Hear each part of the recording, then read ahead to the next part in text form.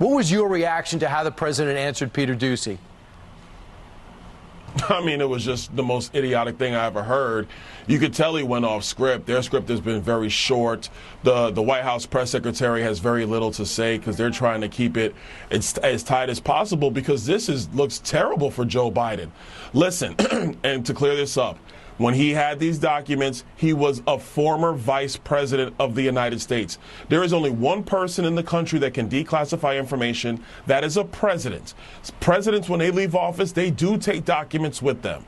But when the vice president leaves office or anybody else, you can't take classified information with you. It is clear cut. It's that simple. His reasoning about it being in a locked garage means nothing.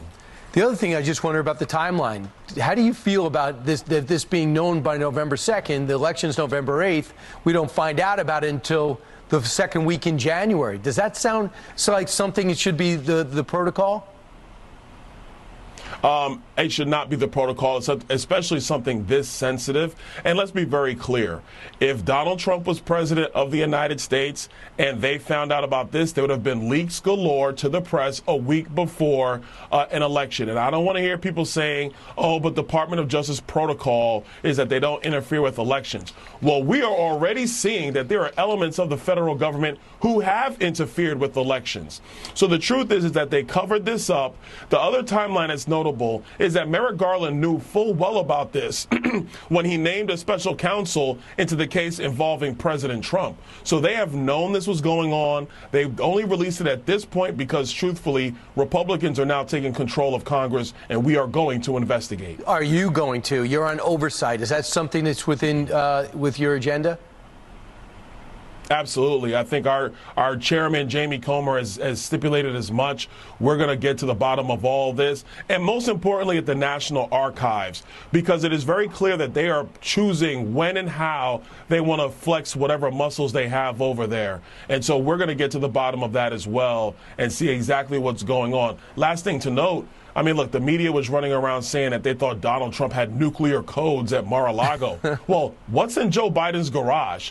There's the highest clearance, the highest clearance at the Penn Biden Center, TCI clearance was at the Penn Biden Center. What was in those documents? So I just noticed through all this thing, the leadership thing, the stuff you got with the multiple rounds to pick a speaker, the only person that got a personal attack was you. You had Joy Reid come after you from another network. You heard Congresswoman Bush say you're a sellout to your race. You handled it so calm, cool, and composed. When the cameras were off and you went home, were you angry? Were you disappointed? No, not really, because, I mean, look, I understand when you're a black Republican, that's going to come. So I always tell people, they ask me, do you have thick skin? And I say, no, I don't have thick skin. I have Kevlar skin. And that's just the way it is. You know, if you're going to come out and do this, if you're going to lead, if you're going to try to take the message of conservative policies everywhere as a black man, as a black woman, you got to be prepared for the attacks. But I just want the truth to win out. I want the conversation and the debate to continue.